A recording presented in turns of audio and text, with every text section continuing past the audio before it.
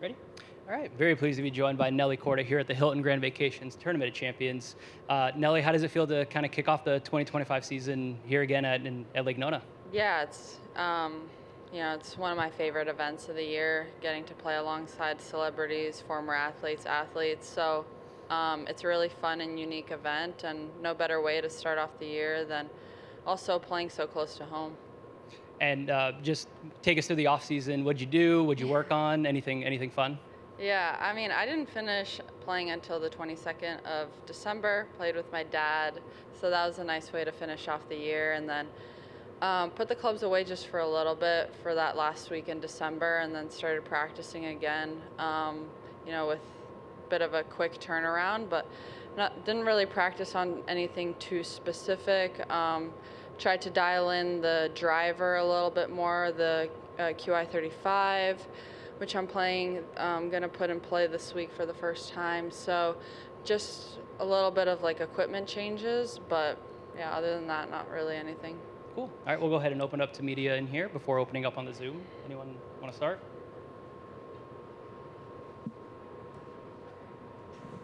Nelly, you have kind of the latest finish of any player on tour because of the PNC. You have had the chance to get a little bit extra break with the change in schedule this year. Was that beneficial in terms of getting a chance to reset? As in moving this tournament 1 week back? Yeah, it's nice whenever you do get a little bit of time off, especially around the holidays when kind of everyone's home. So spend some time with family. But, I only I took 7 days off after. So that was kind of my off season, was 7 days. But I will not be going to Asia this year. So I'll have a little bit of time off there as well. It almost sounds like this is almost a continuation of the end of 2024, and then you'll have your off season. No, I mean, obviously, I was happy that we didn't play last week because of the weather. It's so much warmer this week, but yeah, I mean, it's nice to play at home, so close to home in Florida. I mean, my last 6 events have been in Florida, so I mean, there's no better way to do that. And I was going to ask how important not only this week is, but just this 2-week stretch, because you have the Founders Cup next week. Yeah, it's nice to play in front of family and friends, and nice to play with past athletes, current athletes, and celebrities. It's a completely different, more of a relaxed vibe, and there's no better way to start off the year than playing in this event. Hi, Nelly. You had such an incredible season last year, just a dream season. Yeah. What about this year with your expectations? How do you alter that? Do you think about, what you did last year, and how does that affect your approach this season? I mean, last year is last year. When it comes to defending titles, I mean, the field's different. There's different girls in the field. The weather's different. The golf course could be different. So there's so many variabilities that go into the game of golf when you're defending that just completely changes it. So I try not to take that approach of I'm defending, and just take the approach of this is a new week, this is a new opportunity, and I'm prepared. I'm going to prepare my hardest and go into the week with a positive attitude. And I wanted to ask you an overall question about the LPGA with the organization in transition, looking for a new commissioner. What would be your ideal scenario for the LPGA in terms of schedule, prize money? What would be a dream scenario for you? I mean, when it comes to schedule, just the flow in it, like when we're on the West Coast, having more of a flow in the West Coast schedule of having our events kind of aligned, so we're not traveling from coast to coast in the U.S. Just making, I think, with scheduling, it's just about making it a little easier for us with travel. And then obviously, I mean, trying to grow the game as many ways as possible, being put on primetime TV, people investing in us and seeing our product. I think all you need is an opportunity, and hopefully we can continue getting those. Amy? Speaking of schedule, with winning 7 times last year, you have a lot of events I would imagine are already circled on your schedule as defending champion. How are you kind of plotting about your schedule for 2025?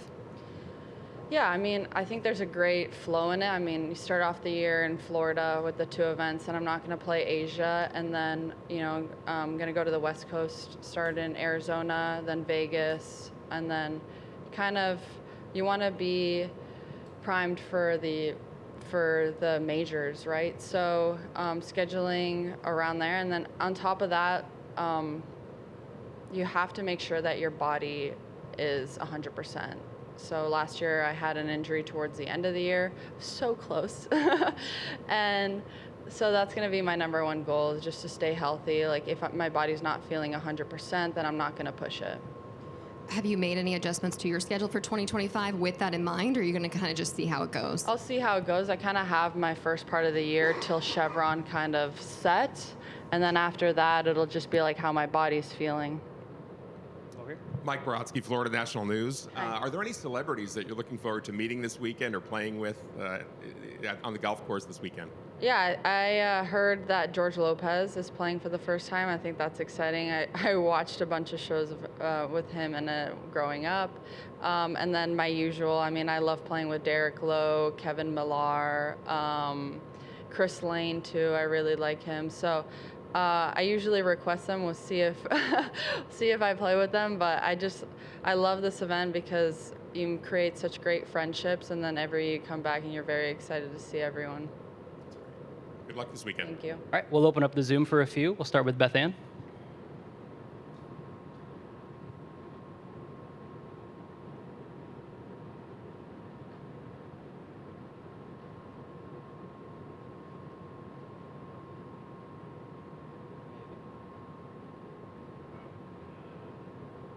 Sorry, Beth Ann, 1 second. All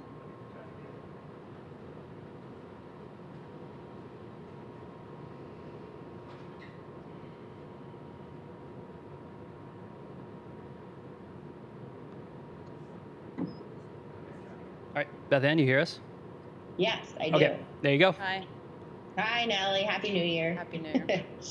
What have you learned in recent years about managing expectation? I mean, I just think that it's whatever pressure you put on yourself. I would say that golf is just very different, where, there are a lot of variabilities where, the course is playing different, you have different types of weather that you're playing in from this year to the past years, and then on top of that, there's a different field every year. So for me, it's just going in with a positive attitude and knowing that my work is done and that I'm just going to enjoy myself, because the added pressure never really helps, and it just kind of takes away from the fun that you can have while playing. You had a short off season. Do you feel refreshed? And did you do the dog sledding in Utah? I did. That was like more of like a one and done situation. It was really cool to experience, but I will probably be never doing that ever again. But it was really cool. And yeah, I feel refreshed. I went to the mountains for almost an entire week and spent some time at home, cooked some meals in my own kitchen. That was really nice. But it's been nice, like the past couple of months, actually, ending the season in Florida and beginning in Florida, you get to spend a little bit more time at home. So spending time around family always kind of re-energizes my batteries. And if I could just ask a couple for the Sarasota paper. So does defending at home feel a little bit like a mini major to you, going back to Bradenton? I think I'm just going to have a lot of fun.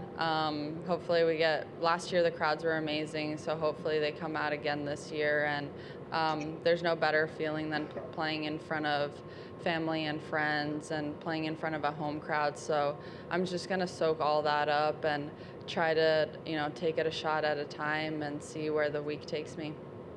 Have you been back to Bradenton Country Club since I have the win? not, no. I wanted to go last week or the week before, but the weather was just so bad. And then on top of it, playing in Florida this time of year, it's like either you have to go out at 7:30 in the morning or you have to go out at 3 p.m. And I usually just play solo, so I play very fast. And with the weather this past week, I did not want to tee off at 7:30 in the morning. I don't blame you. Yeah. And then just lastly, with this being now the Founders Cup and this the 75-year anniversary of the tour, what does the significance of that milestone mean to you? Yeah, I mean, it's just about appreciating the people that were here and growing the game before you. I think this is, the Founders Cup, wherever it was or wherever it is. I think it's just about the appreciation of the pioneers and what they did to bring the game to what it is today. Thank you. We got time for a few more. Sarah? Hey, Nelly. I know last year was just a whirlwind all the way through from the golf course to off the golf course. For you, how proud are you of yourself for handling all of that? I mean, being in the biggest spotlights in the world and then also being in the big spotlights in golf. Yeah, I mean, it was a year of definitely learning. I learned more about myself. I put myself in uncomfortable positions, but I saw a lot of growth in that. And then, I think it was also a year where I appreciated the people around me, the people that are very close to me a lot more, my core people and people that I could lean on through the ups and downs. And